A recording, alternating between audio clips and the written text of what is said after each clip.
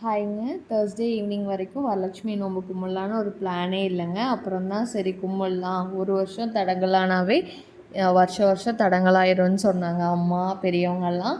சரி சிம்பிளாக கும்பிட்லான்னு சொல்லி நைட்டு 8 மணிக்கு மேலே தாங்க பர்ச்சேஸ் போயிருந்தோம். போய் வாங்கிட்டெல்லாம் வந்து வச்சுட்டோங்க. மார்னிங் நேரமாக இருந்துச்சு. நம்ம பூஜை அறையை சிம்பிளாக ரெடி பண்ணிட்டு மார்னிங்கே சாமி கும்பிட்லான்னு பிளான் பண்ணிட்டோங்க. அதனால் டெக்கரேஷன் இந்த மாதிரிலாம் பண்ணிகிட்டு இருந்தோங்க. ரொம்ப கிராண்டாலாம் பண்ணல, நமக்கு தெரிஞ்ச மாதிரி ப்ரொசீஜர் வச்சு பண்ணோங்க. முறையாக பண்ணோமா என்னன்னு தெரிலங்க. சிம்பிளாக எங்களுக்கு தெரிஞ்ச முறையில் பண்ணியிருந்தோம். ஸ்வீட்ஸ் எல்லாம் பண்ணியிருந்தோங்க. பொங்கல், பாயாசம், வடையெல்லாம் பண்ணியிருந்தோம்.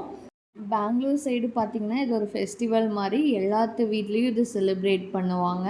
நம்ம நெய்பர்ஸ் வீட்லேயும் இது செலிப்ரேட் பண்ணியிருந்தாங்க. நம்மளை ஈவினிங் இன்வைட் பண்ணியிருந்தாங்க.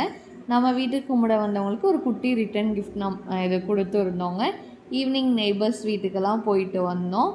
அங்கே போயும் சாமி கும்பிட்டு ஸ்நாக்ஸ் எல்லாம் கொடுத்தாங்க, சாப்பிட்டு வந்தோங்க. இப்படி தாங்க எங்கள் வரலட்சுமி நோன்பு போச்சு. தேங்க்ஸ் ஃபார் வாட்சிங். பை.